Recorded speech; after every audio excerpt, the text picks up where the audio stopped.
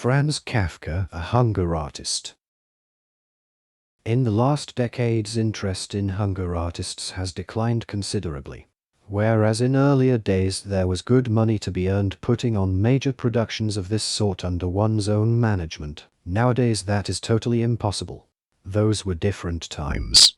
Back then the hunger artist captured the attention of the entire city. From day to day while the fasting lasted, participation increased. Everyone wanted to see the hunger artist at least daily. During the final days there were people with subscription tickets who sat all day in front of the small barred cage. And there were even viewing hours at night, their impact heightened by torchlight. On fine days the cage was dragged out into the open air, and then the hunger artist was put on display particularly for the children.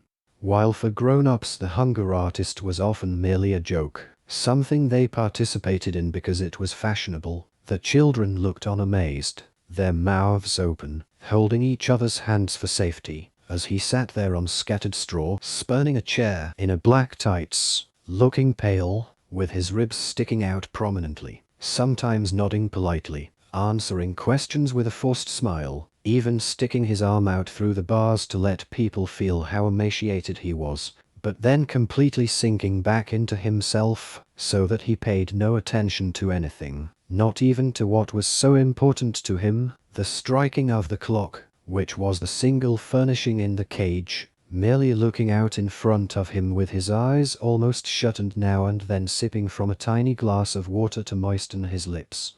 Apart from the changing groups of spectators, there were also constant observers chosen by the public. Strangely enough, they were usually butchers who, always 3 at a time, were given the task of observing the hunger artist day and night, so that he didn't get something to eat in some secret manner.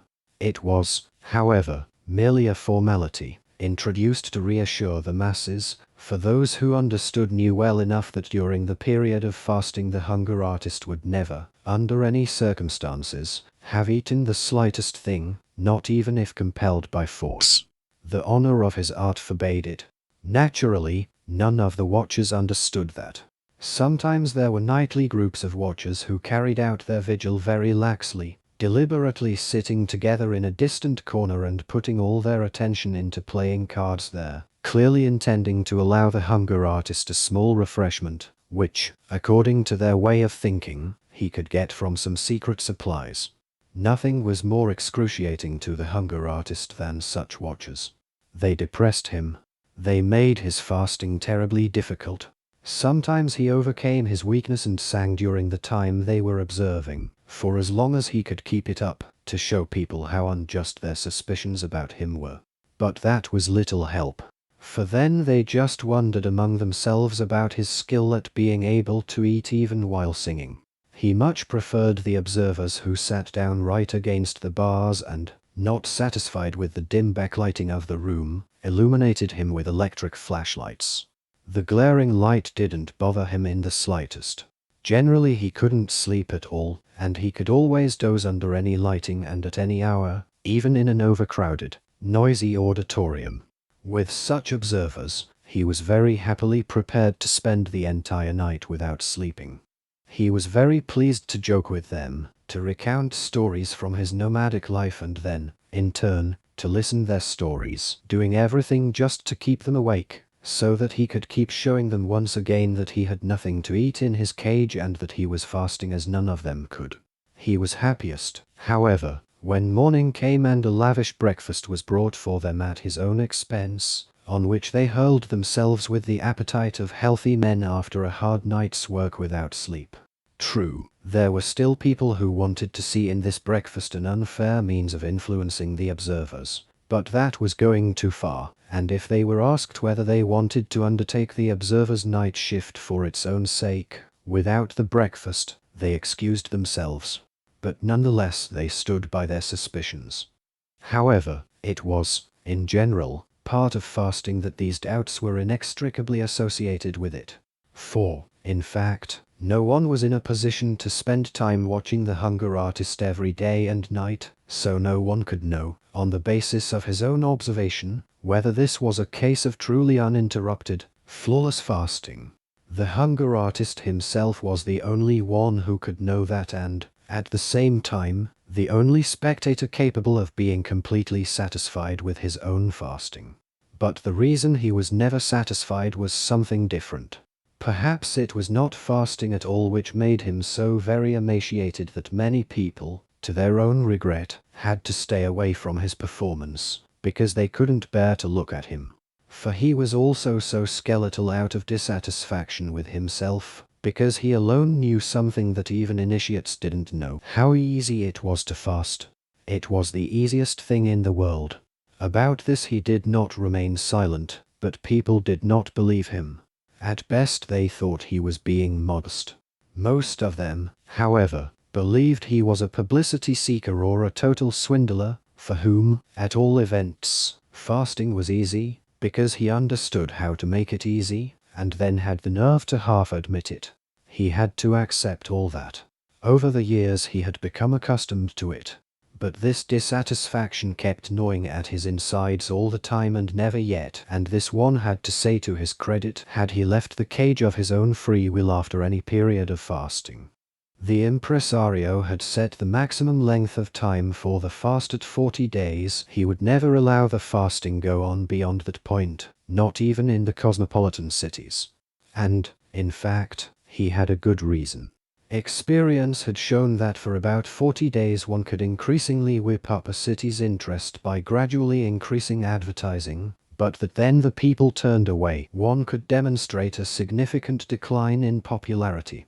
In this respect, there were, of course, small differences among different towns and among different countries, but as a rule it was true that 40 days was the maximum length of time.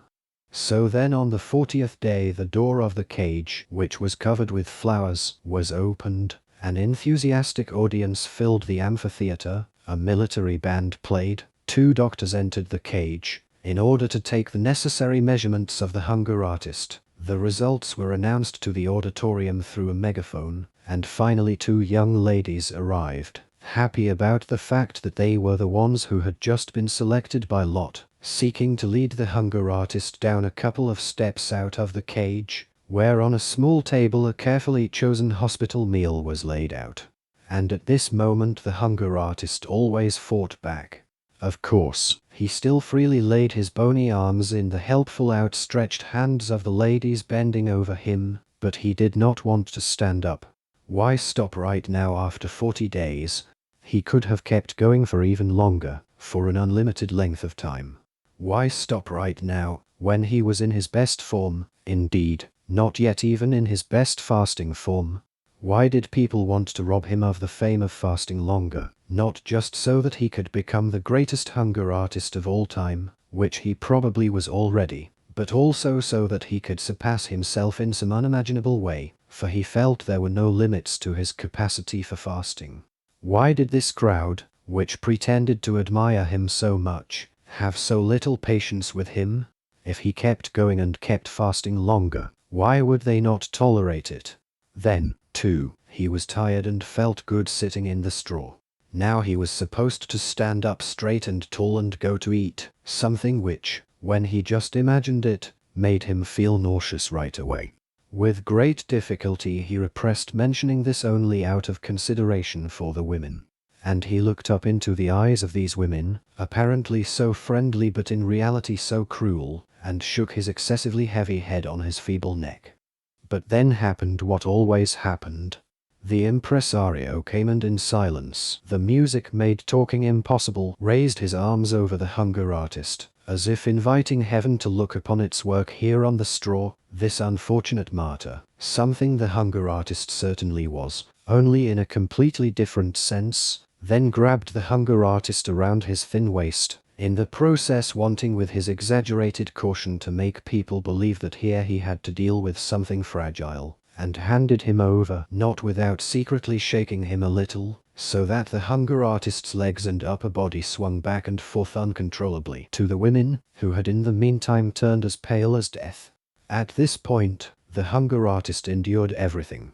His head lay on his chest. It was as if it had inexplicably rolled around and just stopped there. His body was arched back. His legs, in an impulse of self-preservation, pressed themselves together at the knees, but scraped the ground, as if they were not really on the floor but were looking for the real ground, and the entire weight of his body, admittedly very small, lay against one of the women, who appealed for help with flustered breath, for she had not imagined her post of honor would be like this, and then stretched her neck as far as possible, to keep her face from the least contact with the hunger artist. But then, when she couldn't manage this and her more fortunate companion didn't come to her assistance but trembled and remained content to hold in front of her the hunger artist's hand, that small bundle of knuckles, she broke into tears, to the delighted laughter of the auditorium, and had to be relieved by an attendant who had been standing ready for some time. Then came the meal. The impresario put a little food into mouth of the hunger artist, now half unconscious, as if fainting, and kept up a cheerful patter designed to divert attention away from the hunger artist's condition. Then a toast was proposed to the public, which was supposedly whispered to the impresario by the hunger artist. The orchestra confirmed everything with a great fanfare, people dispersed, and no one had the right to be dissatisfied with the event. No one except the hunger artist. He was always the only one. He lived this way, taking small regular breaks, for many years, apparently in the spotlight, honored by the world, but for all that his mood was usually gloomy, and it kept growing gloomier all the time, because no one understood how to take him seriously. But how was he to find consolation? What was there left for him to wish for? And if a good-natured man who felt sorry for him ever wanted to explain to him that his sadness probably came from his fasting, then it could happen that the hunger artist responded with an outburst of rage and began to shake the bars like an animal, frightening everyone. But the impresario had a way of punishing moments like this, something he was happy to use. He would make an apology for the hunger artist to the assembled public, conceding that the irritability had been provoked only by his fasting, something quite intelligible to well-fed people and capable of excusing the behavior of the hunger artist without further explanation. From there he would move on to speak about the equally hard-to-understand claim of the hunger artist that he could go on fasting for much longer than he was doing. He would praise the lofty striving, the goodwill, and the great self-denial no doubt contained in this claim, but then would try to contradict it simply by producing photographs, which were also on sale, for in the pictures one could see the hunger artist on the 40th day of his fast, in bed, almost dead from exhaustion.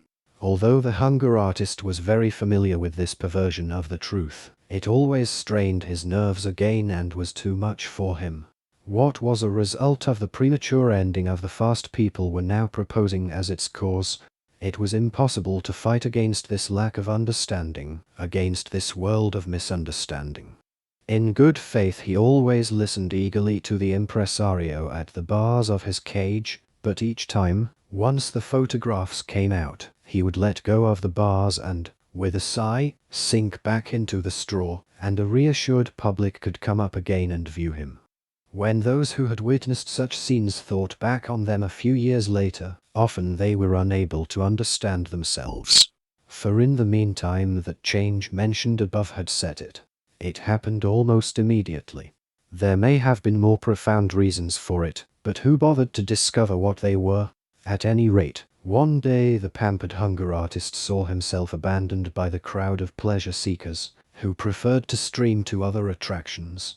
The impresario chased around half of Europe one more time with him, to see whether he could still rediscover the old interest here and there. It was all futile. It was as if a secret agreement against the fasting performances had developed everywhere. Naturally, it couldn't really have happened all at once, and people later remembered some things which in the days of intoxicating success they hadn't paid sufficient attention to, some inadequately suppressed indications, but now it was too late to do anything to counter them. Of course, it was certain that the popularity of fasting would return once more someday, but for those now alive that was no consolation. What was the hunger artist to do now? A man whom thousands of people had cheered on could not display himself in show booths at small fun fairs.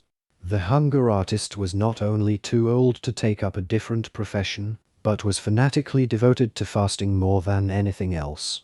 So he said farewell to the impresario, an incomparable companion on his life's road, and let himself be hired by a large circus. In order to spare his own feelings, he didn't even look at the terms of his contract at all. A large circus with its huge number of men, animals, and gimmicks, which are constantly being let go and replenished, can use anyone at any time, even a hunger artist, provided, of course, his demands are modest. Moreover, in this particular case it was not only the hunger artist himself who was engaged, but also his old and famous name.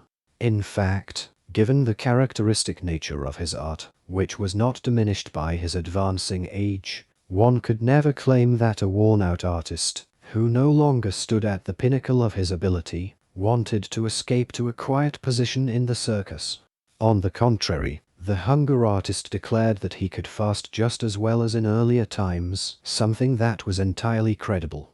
Indeed, he even affirmed that if people would let him do what he wanted, and he was promised this without further ado, he would really now legitimately amaze the world for the first time, an assertion which, however, given the mood of the time, which the hunger artist in his enthusiasm easily overlooked, only brought smiles from the experts. However, basically the hunger artist had not forgotten his sense of the way things really were, and he took it as self-evident that people would not set him and his cage up as the star attraction somewhere in the middle of the arena, but would move him outside in some other readily accessible spot near the animal stalls.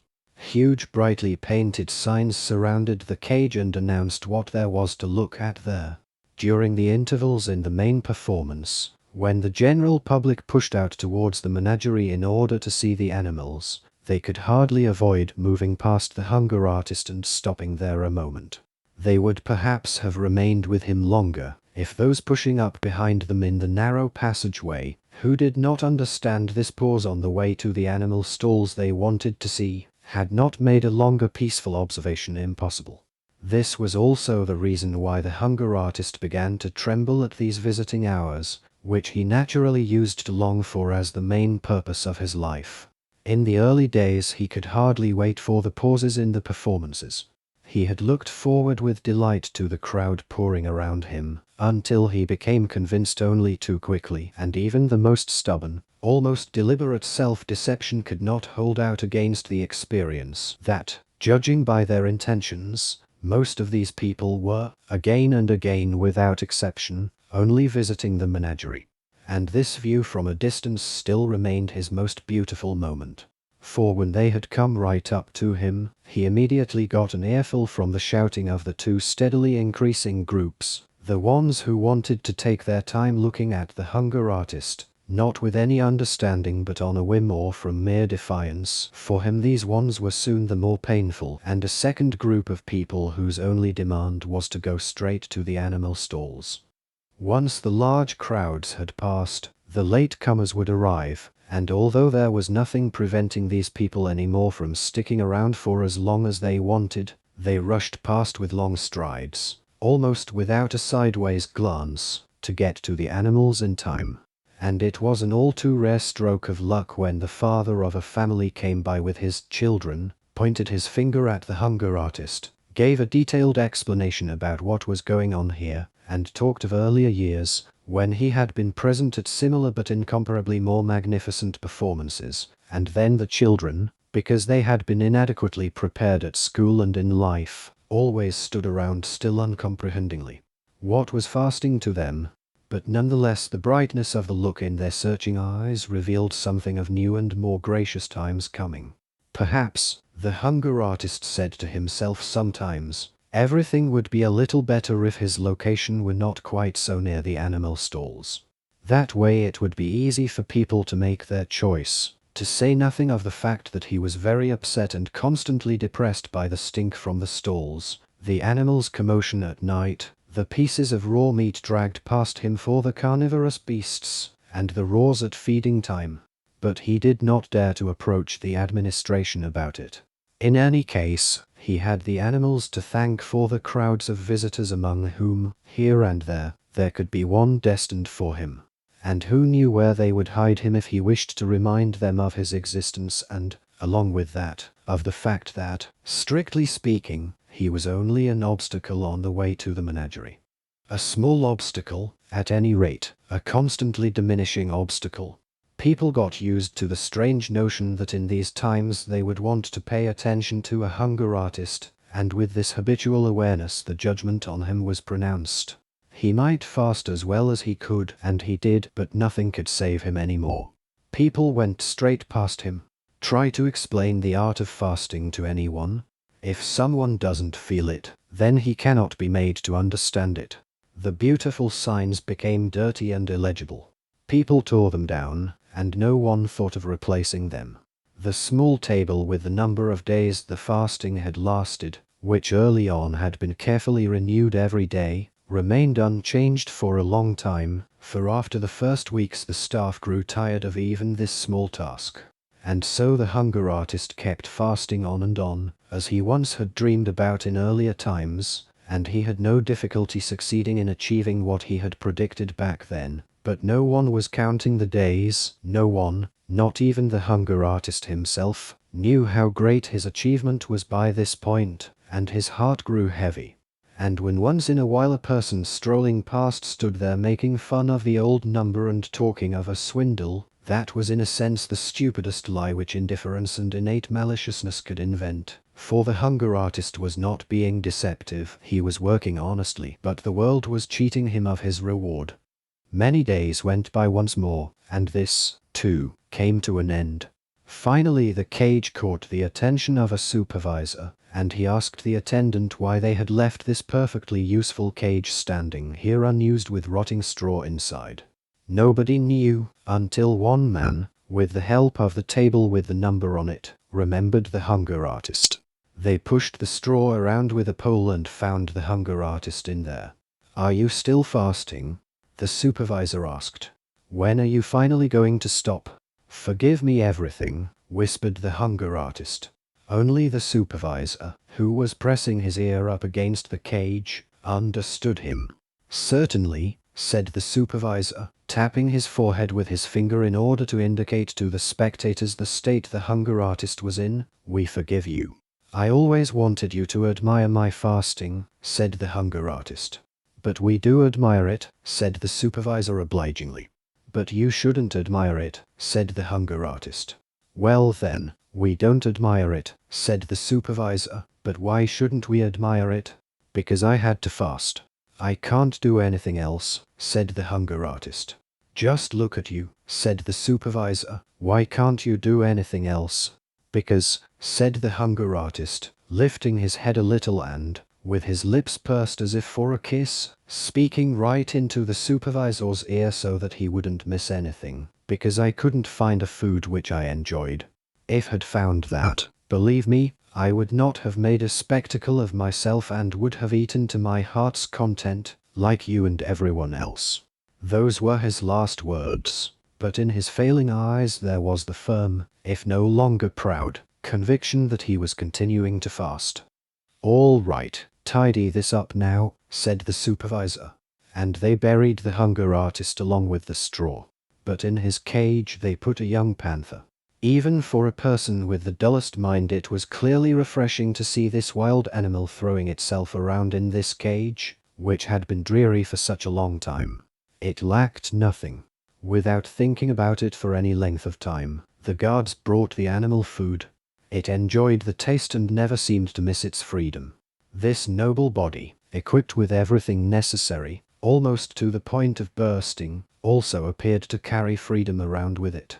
That seemed to be located somewhere or other in its teeth, and its joy in living came with such strong passion from its throat that it was not easy for spectators to keep watching.